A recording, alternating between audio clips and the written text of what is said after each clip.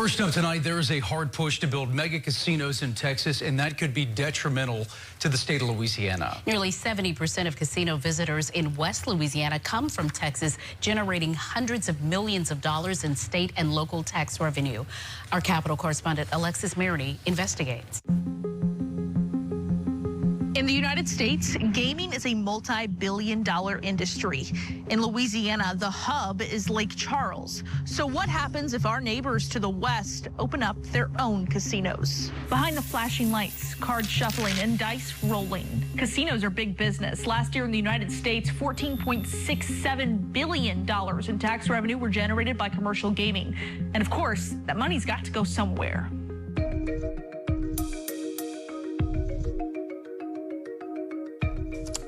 But casino gambling generates a lot of revenue, and it's all about proximity and convenience. Proximity and convenience. Paul Stone is a Texas-based sports betting podcaster. The problem, sports betting and land-based casino gaming isn't legal in Texas.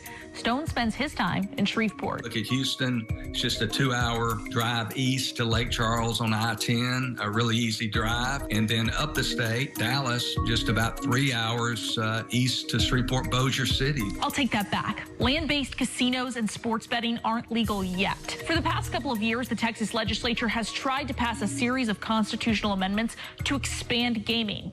In 2023, several lawmakers tried to establish destination resort casinos. The Texas House came up with 101 votes, and it made it through the Texas House. It did not get before the Texas Senate. Much of that is due to the opposition of any form expansion of gambling by the state's lieutenant governor, who is very powerful in our state. Dan Patrick, the Texas lieutenant governor, has said publicly he's not interested in expanding gaming after pulling members of the House and Senate.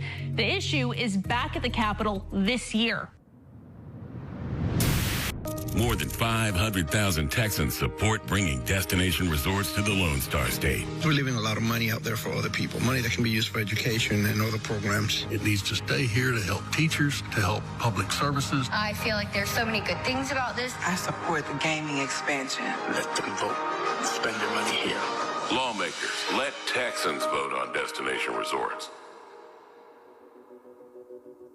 The Las Vegas Sands casino empire, the Adelson family, and the new owners of the Dallas Mavericks is pushing for resort-style casinos in major metropolitan Texas cities: Dallas, Houston, San Antonio, and Corpus Christi. Unlike Louisiana, the Texas legislature meets every 2 years. So in order to legalize gambling this year in the Lone Star State, it would require 2/3 of the House and Senate to agree, plus voter approval. The biggest proponent in one of the most powerful casino empires in the country is the Las Vegas Sands Corporation. They're involved for the 3rd straight session. I was reading one story that indicated they had employed a murderer's row of lobbyists. So they're putting on the full court press. As much as they know it's probably an uphill climb. We're here for the long haul. We look at the best markets in the world, and many people thought that Texas has always been there. But let's get back to Louisiana. In fiscal year 2022 to 2023, Louisiana land-based casinos grossed $260 million,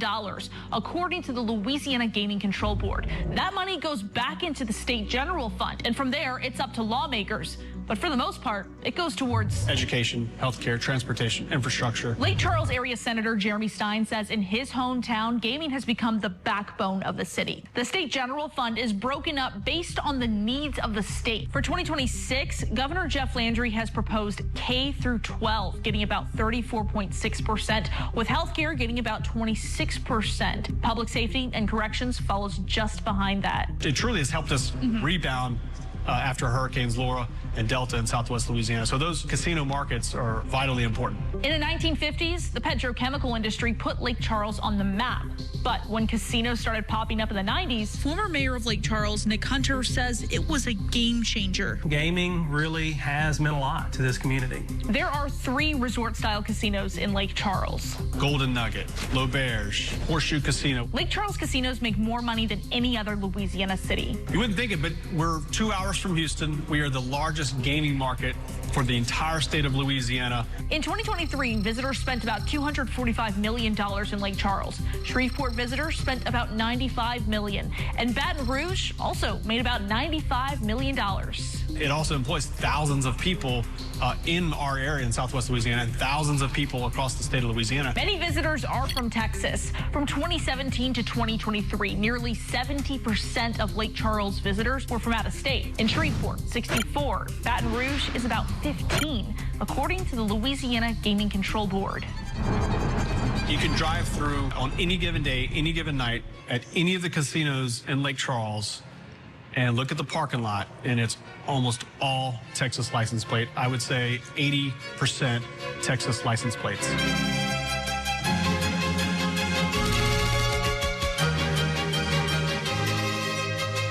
What do the folks who live and work in Lake Charles have to say? When you see people in those parking lots, I mean, it's not just people from Louisiana, obviously, right? Tell me about that. Texas license plates everywhere, which we like it. Without the Texas help, it would kind of peter out, which I'm hoping that it doesn't go to Texas with the gambling. Captain Chase Rain spends most of his time on the water with his fishing charter. Let's talk about Lake Charles because it is where we're born and raised. Rain says the influx of Texas guests on a Friday night helps out all local industries. Laura destroyed everything here. I was working in Lake Charles on the tugboats, and I was washing all my wife and kids' clothes on the tug, and they were bringing it back to the house. Since Hurricanes Laura and Delta, Lake Charles has had to do a ton of rebuilding. Mayor Nick Hunter tells me that the money made at casinos goes right back into the local economy and infrastructure and paying for things like fire trucks. This is kind of cliche because I say it so much, but when people see a new fire truck on the streets inside the city of Lake Charles, they can thank gaming revenue for that. If you had to go a year without buying a fire truck, it's a lot different than having to lay off employees or not being able to make your payroll. For the fishing, the work economy, everything stays here. We're good to go. If casinos pop up in Texas, there could be lasting consequences for Lake Charles. The way we've had these conversations at City Hall here over the last few years is it's not really a matter of if, it's a matter of when Texas gets gaming. For Hunter, it's not hypothetical. We have had some pretty blunt and honest conversations with our local casinos about this prospect. Hunter has encouraged local casinos to create attractions that can't be replicated in, let's say, Houston. We've been thinking a lot about what can we do to connect our casino area via perhaps a water taxi to downtown Lake Charles or the lakefront. Economically, the city's been saving up, setting aside casino revenue every year so that in 8 to 10 years, they'll have a full year's worth in reserve. When that first year of Texas gaming hits, it won't be as big of a jolt to our system. We will have a full year of reserve there that we can kind of live off of and understand better what that impact is going to be.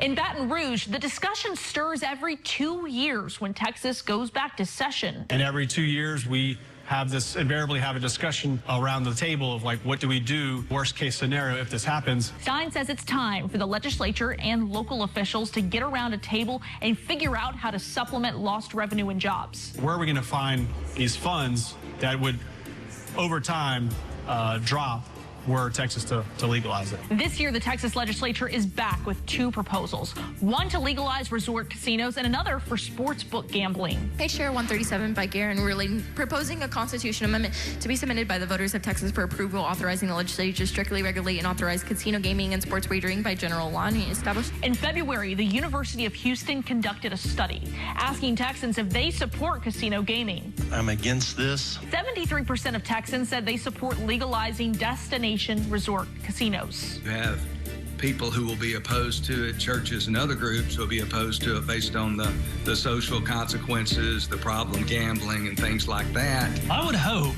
that Baton Rouge is taking it seriously because I absolutely believe that Texas gaming is going to be here one day. Whether Texas casinos start popping up this year or in the next 10 years, it's something that should be on everyone in Louisiana's mind. At the Capitol, Alexis Maroney, WBRZ News 2. Alexis, thank you. We will continue monitoring the bills moving through the Texas legislature. So far, 3 have died in committee.